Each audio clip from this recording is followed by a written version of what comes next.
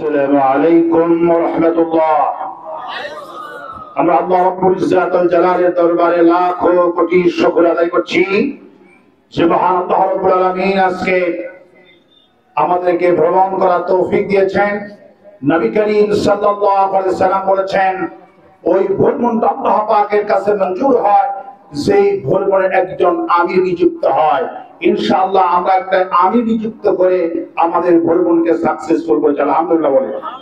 নবী করিম সাল্লাল্লাহু আলাইহি ওয়াসাল্লাম বলেছেন, ওই ভ্রমণকে আল্লাহ পছন্দ করেন যেই ভ্রমণকে সবাই নামাজি হয়। আমরা নামাজ পড়ি, আল্লাহু আকবার বলেন। নবী করিম সাল্লাল্লাহু আলাইহি ওয়াসাল্লাম বলেছেন, ভ্রমণ করলে মানুষের 5টি উপকার হয়। প্রথম উপকারটা হলো মানুষের মন ভালো থাকে, তারপরে মানুষের ভালোবাসা বৃদ্ধি হয়, একজন আরেকজনের খবর পাওয়া যায়। আজকে ভ্রমণ না আসলে আমার তো মাহফিল এখানে আছে ফেব্রুয়ারি কয় তারিখ জানো? 6 তারিখ আমার প্রোগ্রাম আছে, এখানে তাফসীর আছে। আমি আজকে এসেছি। মানে ভ্রমণ করলে ভ্রাতৃত্ব বন্ধনের অটল সৃষ্টি হয়।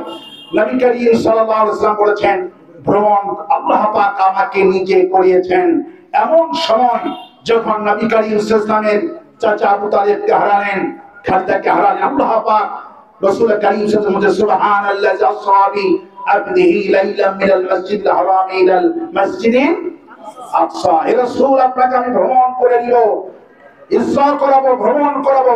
মানে নবী করিম সাল্লাল্লাহু আলাইহি ওয়াসাল্লামের মন যখন খারাপ ছিলেন, দুই কলিজার টুকরা দুনিয়া থেকে বিদায় হয়ে গেল। ইসলাম প্রতিষ্ঠার জন্য যে দুইজন মানুষের সবচেয়ে বেশি অবদান ছিলেন মা খাদিজা আর আবু তালিব, দুইজন যখন বিদায় হয়ে গেলেন, বিশ্বনবীর মনটাকে চাঙ্গা করার জন্য আল্লাহ পাক তার কায়নাতকে দেখার জন্য আল্লাহ পাক তার বাড়িতে নিয়ে গেছেন। ভ্রমণ করলে রাসূলের বড় চাঙ্গা হয়েছিল। আজকের ভ্রমণও আমাদের আমিরও নিযুক্ত, আমরা কসর নামাজও নিযুক্ত, আমরা আল্লাহর হুকুমে এখানে এসেছি। আল্লাহ রাব্বুল আলামিন যেন বাংলার জমিনটাকে কোরআনের জন্য কবুল করে বলে আমিন। আসসালামু আলাইকুম ওয়া রাহমাতুল্লাহ।